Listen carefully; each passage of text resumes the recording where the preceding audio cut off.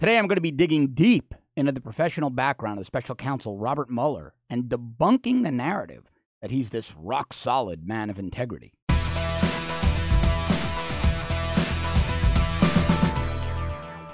Now, I've been very disappointed with special counsel Robert Mueller for a long time, essentially since the day he was appointed, because it appears his investigation is being run through the lens of bias and predetermined outcomes.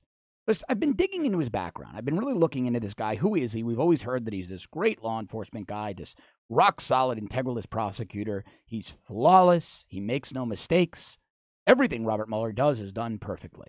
Well, the backstory tells a very different story. A lot of information on this guy. So let's go back to 1979, where the troubles began. Well, back then, Mueller was a prosecutor in the U.S. Attorney's Office up in San Francisco. He actually led the U.S. Attorney's Special Prosecutions Team, and back then in 79, there was a federal trial against 33 Hells Angels. Mueller's running the unit that's prosecuting these 33 Hells Angels, considered so dangerous, so scary, where the Hells Angels and their associates, their friends, their colleagues, that bulletproof glass had to be installed to surround the judge. That's how dangerous these guys were. You know what happened in this case? In the first trial, there were 18 defendants. All but 5 were convicted, and those 5 all had their convictions overturned on appeal. So Mueller's team completely botched that case. Mueller then took over the actual trial piece of it. This is mind-blowing. And when he took it over, he dropped most of the charges, including those against Ralph Sonny Barger, the guy who's made the Hells Angels what it is today. You know who Sonny Barger is. You've seen him on the Discovery Channel, the History Channel. He had throat cancer. He speaks with the box in his throat. He's a pretty remarkable guy, a very unforgettable guy, and a guy who's kind of unabashed about criminal activity. Mueller dropped the charges against him. He then led a team of 4 prosecutors, Mueller did, in court for the second trial with 11 defendants, and that began in October 1980. But after 4 months, the jury was deadlocked, the judge declared a mistrial, and Mueller did not seek retrial. So he completely failed. 33 gun-running, drug trafficking, murdering, assaulting, bombing, violent Hells Angels walked free when Mueller ran the investigation. Instills confidence in him as special counsel, doesn't it? And about a year after it collapsed, the U.S. attorney in San Francisco replaced Mueller, who had been on the job for a year, with someone with more experience. The guy who'd been in the job for a year was inferior to somebody new coming into the job. What does that tell you about Mueller? I mean, I've always found him to be a very pompous, elitist kind of guy, similar to John Kerry. And interestingly, we find, and this is all from an LA Times piece entitled, "As he investigates Trump's aides, Robert Mueller's record shows surprising flaws." Turns out he went to the same private prep school as John Kerry. They look alike, they sound alike. They have that same elitist arrogance and air about them. Now, Mueller also has a history of botching, of botching a major case we all know about. And I didn't realize just how badly he botched this one. He botched it alongside Comey. And we're going to go in depth with this one in just a few moments. I want to tell you about some more things that happened while he was at DOJ, including a particularly egregious situation. But Mueller severely botched the Anthrax case that happened right after 9/11 back in 2001, when letters with anthrax were sent to politicians like Leahy and Daschle. And the FBI had that case for 7 years. Mueller botched it so badly that the FBI had to pay a misidentified suspect $5.8 million taxpayer dollars. And we'll get into that, but let's go into a couple other things first. Because the thing that bothered me the most that I found out about Mueller was that he would cover up his own failures at the FBI by putting the fear of God into his subordinates. And this is really interesting. I'll read you one quote about the Anthrax case from a former official at the FBI who worked with Mueller. Quote, "I think he was personally embarrassed. I would assess him as someone that can't accept the fact that he screwed up," end quote. And that was in response to Mueller not attending the press conference, but having his subordinates take the media hits for the Bureau's failures in the Anthrax case. Not the Bureau's failures. The agents did well. But when you read the backstory, it was Comey and Mueller directing them and sending them in the wrong direction. But the agents did their job. Mueller gave them terrible, terrible direction. And when it all hit the fan, he made them take the hit in the media. That's not leadership. That's weakness. That's cowardice. But this is most troubling. This goes to the heart of Mueller, covering up his own failures while magnifying everyone else's. In 2011, just as the Senate was considering Barack Obama's request to extend Mueller's term as FBI director, the FBI's inspection division, which is their in-house internal affairs, conducted a review, an inspection, not a review, an inspection, that's going to become an important nuance in a second, of the FBI's intelligence director at a unit Mueller created in the wake of 9/11, when he was shifting the FBI's focus from criminal investigations to counterterror, letting other federal partners, state, local agencies handle the criminal investigations alongside the FBI, while the FBI tried to stop more terrorist attack here in the homeland and interdict them abroad. And that made a lot of sense. I don't fault him for that. But the report, the inspection report said, quote, well, here's what an official familiar said. Quote, they inspected it and they wrote the inspection report. And it said the whole thing's broken. Set it on fire and start from scratch. Now, Mueller's intelligence directorate, his own internal affairs, said the whole thing's broken. Set it on fire and start from scratch. That inspection report was supposed to go up to Department of Justice's Office of Inspector General and then be released to Congress, the Senate, for oversight, right, and review and commentary and suggestion. Nope. Mueller's aides, and this story says something interesting, at FBI headquarters, protecting the director from embarrassment was ingrained. Mueller's aides kept the report in-house, so the report never went to DOJ, OIG, Office of Inspector General. No, it was kept at the Hoover Building in D.C. It was kept inside the FBI. And how was it kept there? By tweaking its language. How egregious is this? Quote, anywhere it said inspection, they changed it to review. I've never heard of anything like this. This is really bad. You cannot just change internal affairs language to keep reports in-house. That's essentially the definition of corruption. But under Barack Obama, it didn't matter. It didn't matter. He was never going to have a scandal inside the FBI with his hand-picked, tenure-extended FBI director. Also, on the Edward Snowden case, Mueller was tasked with negotiating with a guy named Alexander Bortnikov, the head of the FSB, Russia's counterintelligence service. Bortnikov treated Mueller like a nobody, showed him no respect. Mueller was calling and calling. Bortnikov never took his call, ignored him, and they granted Snowden asylum. In fact, one official familiar with it said, quote, Mueller just kept calling over there, like begging the guy to talk. Bortnikov never even took his call, ignored him every single time. So he didn't even have the respect of his international colleagues. All that hype, all that PR about him, starting to really fall apart, isn't it?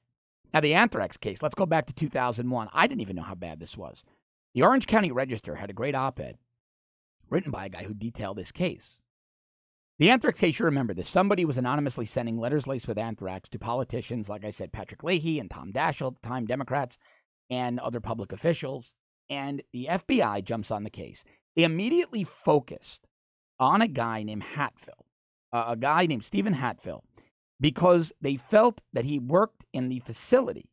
It was an Army infectious diseases facility, and he was the suspect. And the only reason they thought he was the suspect, they had no real evidence against the guy. We're going to get into that. The only reason they thought he was the suspect because they were, quote, bullied into focusing on the government scientist Hatfill by Democratic Senator Patrick Leahy, and were duped into focusing on him by two other sources, a conspiracy-minded college professor with a political agenda who'd never met Hatfill, and Nicholas Kristof, who put conspiracy theories in the media while mocking the FBI for not arresting Hatfill. So Mueller didn't care about the evidence. He cared about the public attention. He cared about Democrat swamp dwellers condemning him for not arresting the guy they wanted arrested. Well, that's not how an investigation works. Politicians don't dictate who you arrest. You go where the evidence is. But no, they publicly made it known that Hatfill was the subject of an investigation. Turns out the guy who really did it was a guy named Bruce Edward Ivins, a guy who the evidence showed that Mueller ignored because he was personally running this case. Now, he had no evidence against Hatfill. I'm going to tell you what flimsy evidence he had. But here's the evidence they had against Irvins. Irvins shared ownership of anthrax patients. Hatfill worked nowhere near anthrax. Irvins was diagnosed as having paranoid personality disorder.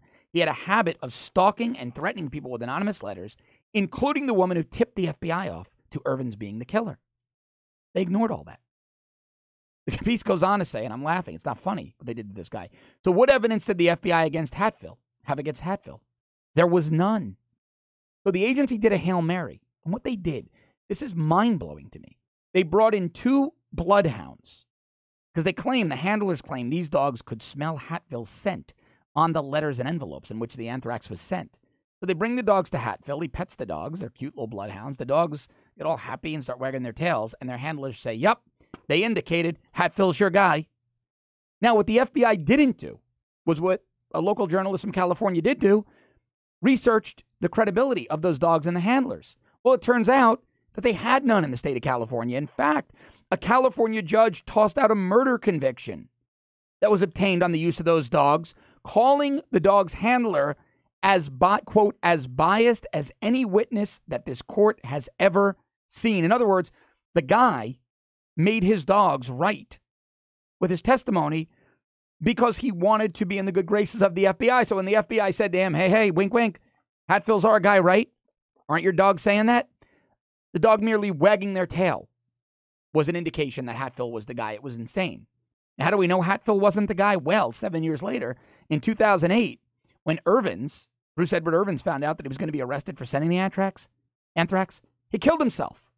And the FBI had to subsequently pay Hatfield $5.82 million taxpayer dollars to settle their complete botching of the case. And who was Mueller's partner on this? Well, Comey was. When he was a senior guy over at DOJ, Comey went as far as to say as they were absolutely certain it was Hatfield. They weren't making a mistake. A lot of speculation that he and Mueller briefed both the president and the attorney general to that effect. Now, remember I told you Mueller made his subordinates take the hit for this one in pressers? That's even worse. When he was finally confronted by a reporter, he said, I quote, do not apologize for any aspect of the investigation. Adding, it would be erroneous, quote, to say there were mistakes. Think about that. He had to pay a guy $5.8 million in taxpayer dollars. He ruined the man's life by identifying him as a terrorist killer. But he said there were no mistakes in the investigation. He won't apologize for any of it. This is the kind of guy you want as special counsel? But don't take my word for it. Now, I can opine all day on the way I've seen investigations run and how irregular this is, how scary it is that he has a team of 17 biased Hillary donating prosecutors, Hillary donors, that leaks are coming out of his office, but they only seem to be damning to Team Trump. No leaks about Tony Podesta, Hillary, the email scandal, nothing. Don't take my word for it. Take the word of Andrew McCarthy, who knows Robert Mueller, who knows James Comey, a former DOJ official, puts out outstanding pieces. I'm not a fan of National Review unless it's Andy McCarthy's pieces. He's great. He writes, quote, in a piece entitled Mueller Scorches the Earth, quote, they proceeded to secure the premises of a man they are reportedly investigating for tax and financial crimes, not gang murders and mafia hits, by drawing their guns on the stunned couple, apparently to check their pajamas for weapons. And what Andrew McCarthy is talking about is the absolutely draconian way Mueller's team raided Paul Manafort's home. It's unheard of in a white-collar case. A no-knock warrant, they picked the locks in the wee hours of the morning and put senior citizen Manafort and his senior citizen wife at gunpoint to frisk their pajamas for 11-year-old financial fraud allegation. That's an intimidation tactic, not the way law enforcement is supposed to work in the U.S., especially for white-collar crimes. McCarthy goes on to say, quote, Mueller's probe more resembles an empire, with 17 prosecutors retained on the public dime. So what exactly is the crime of the century that requires 5 times the number of lawyers the Justice Department customarily assigns to crimes of the century? No one can say. No one can say. This is out of control. McCarthy then finally says, the way it's supposed to work, the Justice Department learns of a crime, so it assigns a prosecutor. To the contrary, this Justice Department assigned a prosecutor. Make that 17 hyper-aggressive prosecutors and unleash them to hunt for whatever crime they could find. If you sense that this cuts into the presumption of innocence, you're onto something. I mean, it's really, really that bad. When you combine that with the leaks that we know Mueller's office already engages in because he had to pay $5.8 million of taxpayer money to settle the defamation claims, a picture starts to emerge, doesn't it? But don't take my word, my empirical experience. Don't take Andrew McCarthy's word. How about former FBI Assistant Director in Charge James Kallstrom, a guy universally regarded, globally regarded as a consummate law enforcement professional, as one of the greatest law enforcement executives in my lifetime. He ran the first World Trade Center bombing and had Sheikh Abdel Rahman identified and apprehended within weeks. Kallstrom is outstanding. Outstanding. He says, I think there's a huge conflict of interest. Mueller and Comey are close friends. And the conflict of interest is so apparent.